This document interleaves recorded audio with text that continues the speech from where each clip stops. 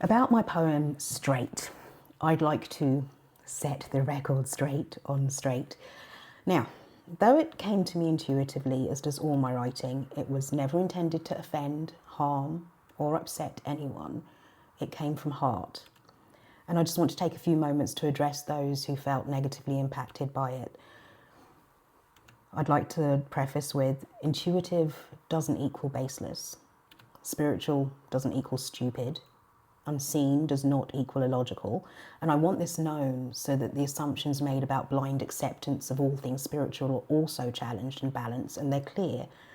So from that space, the space from which I operate, which may be considered spiritual, I just want to offer a bit of reverse engineering on what inspired this work.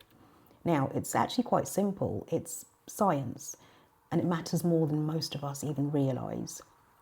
So basically, uncertainty equals stress. If you're unsure about who you are, if you're confused about your sexual identity, your sexuality, your place in the world, this uncertainty basically triggers a stress response in your body. And it's not because you're in danger, it's because your nervous system just doesn't like not knowing. It doesn't understand, I don't know, and it cannot differentiate between I do not know and I am unsafe, I am in danger. So basically, stress isn't the event itself, it's the perception of something unpredictable or uncontrollable that gets under your skin. So what that means in layman's terms is where you have persistent thought, or you have something that is causing you concern, worry, anxiety, such as repression or suppression of information that perhaps may rock your world because you're not conforming to what you believe to be the status quo, which is how we pronounce it over here, or status quo if we want to get all universal. But the point is, if you carry that confusion, if you're unsure, if you're questioning, if you've spent years not knowing who you are in that part of yourself that has to ask if you're straight or not, the confusion isn't just in your head, it's in your body, and it can affect more than just you. And that's really what this poem was about. So basically, researchers have discovered that when you experience chronic uncertainty, your body treats that as stress. As I've said, it's not because there's a danger, it's because it just doesn't like unpredictable or uncontrollable situations. But that stress creates chemistry, essentially cortisol, which basically generates inflammatory signals. It tells your body, again, I'm not safe, and so your body starts to do its inflammation thing, whatever that is. See, that stress of not knowing, it basically creates a physiological state. And like I said, it doesn't know the difference between I don't know who I am and I'm being chased by a predator.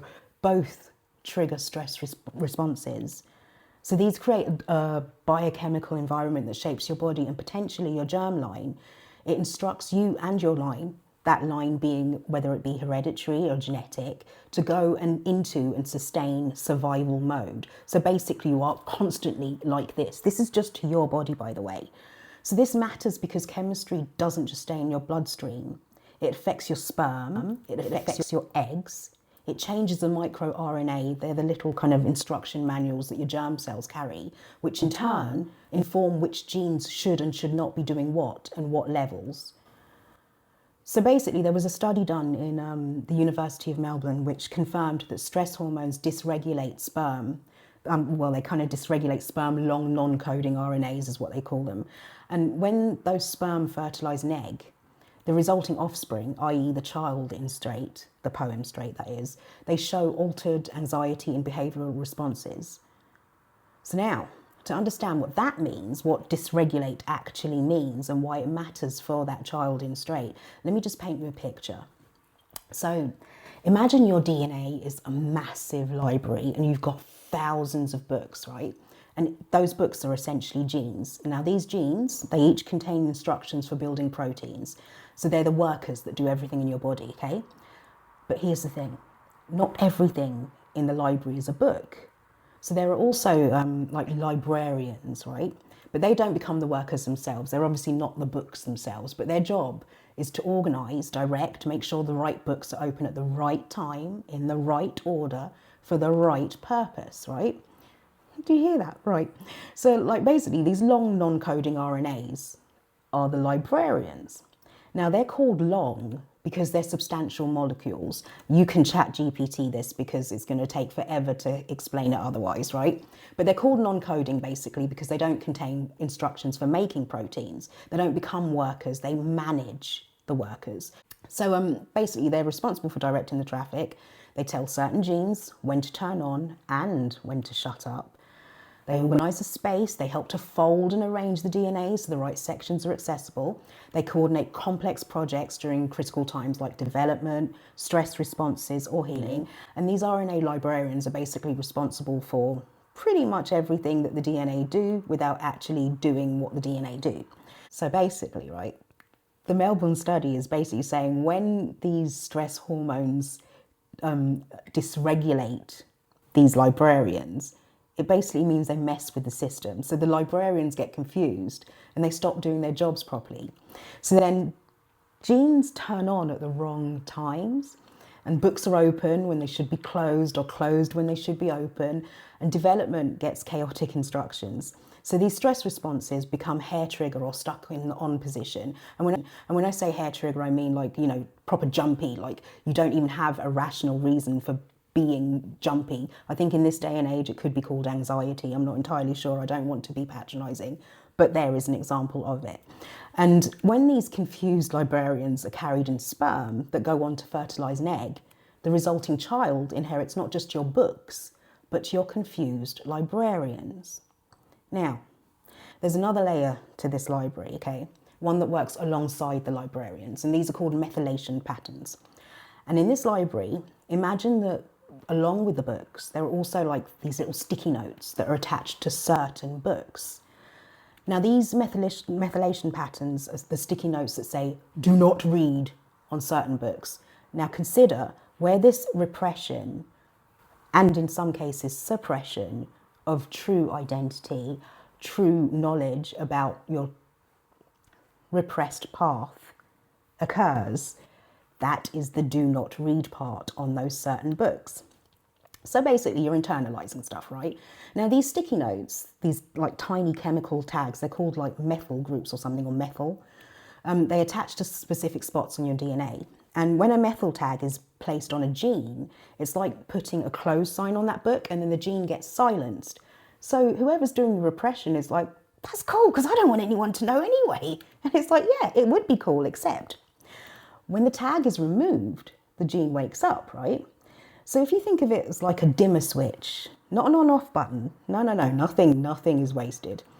Basically, if you think of it as a dimmer switch, like some genes might be lightly methylated, which means it's a little quiet, it's a little turned down, still light, but dim, which means you've really kept it down. And others are heavily methylated, completely silenced, like you've kept it proper down. But this is where it gets interesting.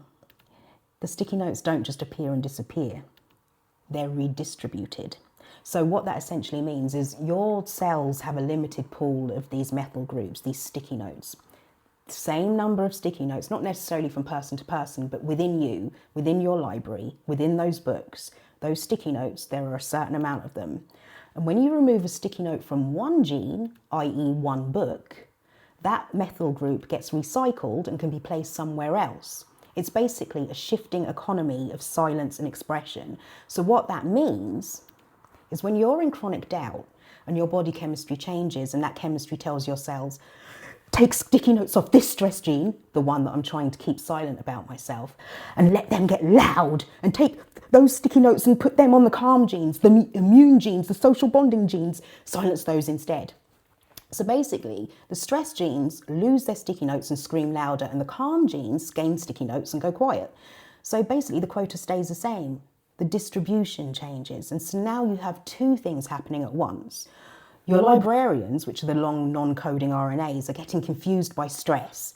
Your sticky notes, those are the methylation patterns, are being rearranged by stress, taking silence off one set of genes and putting it onto another, because your germ cells are part of your body. Both of these things become part of your sperm and your eggs. So when you conceive a child, you're passing on the library of your DNA, the books themselves, the sticky notes telling some books to stay closed and others to stay open, which is your methylation patterns. And the librarians trained by your stress, because you've conditioned them, your long non-coding RNAs, All of it carries the memory of your uncertainty. All of it shapes the child who arrives. So basically, confusion causes conflict, and it cascades. So here's what science has discovered. It's not just trauma that gets passed to your children, it's uncertainty. Confusion itself is a signal your body is sending, and because of how biology works, that signal can become part of what you pass on. So when you push it down and pretend it isn't there, your body still knows. And your body's knowledge becomes your child's inheritance. And if you conceive while carrying that stress, you essentially rewrite your child. That altered sperm or egg meets. A child begins, and that child is built in part from the molecular signature of your uncertainty. The psychological repression you carried, the confusion you couldn't name, the questions you couldn't ask, becomes negative gene suppression in your child. So here's what that can look like. So here are a few examples of that. A hyperactive stress response, in that your child startles easily, you know, that hair trigger that I spoke of a moment ago. They have trouble calming down. Their nervous system is wired for vigilance because yours was. Anxiety that seems to come from nowhere is something that also happens with that. And your child worries excessively about school, about friends, about things other children don't seem to notice. It's not from their environment, it's from the baseline you gave them. They may have difficulty with emotional regulation and big reactions to small things, meltdowns that seem disproportionate. Their emotional volume dial was set by your unprocessed stress. They have sensory sensitivities. Your child can't tolerate certain sounds, textures, lights. Their nervous system is already on alert, so normal sensory input feels overwhelming. Social withdrawal or difficulty connecting. Your child struggles to trust, to attach, to feel safe with others. The relational template you passed on says the world is uncertain. So immune issues, gut problems, unexplained inflammation. These are, again, examples of the stress chemistry you carried, which becomes their inflammatory baseline. Uncertainty equals stress. Stress rewrites sperm and eggs. Conception passes that rewrite to your child. And that can show up as anxiety, dysregulation, sensitivity, and more.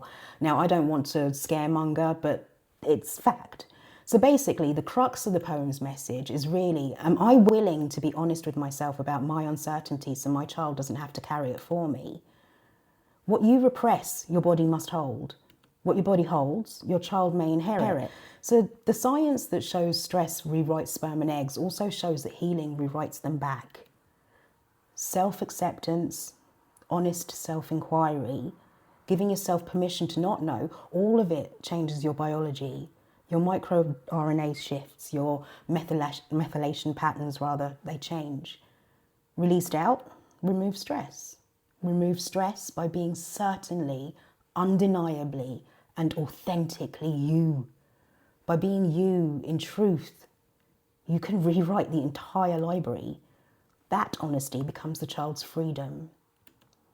When you heal, when you accept yourself, when you release the doubt, the sticky notes get rearranged again. Stress genes acquire sticky notes, they quiet down. Calm genes lose their sticky notes and they wake up. Immune genes lose their sticky notes, they start protecting again. Social bonding genes lose their sticky notes and connection becomes possible. The librarians start directing traffic toward calm instead of chaos. Your microRNA shifts, your methylation patterns change. The same system that carried stress can carry peace for you and your child. Your healing becomes their inheritance. Now, your child doesn't need you to have all the answers. They just need you to be real. It's not about who or what you identify with. It's about by walking your talk without apology. Your authenticity is the blueprint mapped in your children's genes. Just be yourself. Be yourself fully, honestly, courageously. Your child is watching. Your child is listening. Your child is becoming you. Give them the best version of you by giving you its full expression. It is theirs and your birthright. And that is what was meant by my poem, Straight. And so no, it's not an apology, as I'm sure those who did respond to me were hoping for. But I hope that it is in some way the explanation that opens your mind to the intention and the thought and consideration that went into the piece of work that was titled Straight.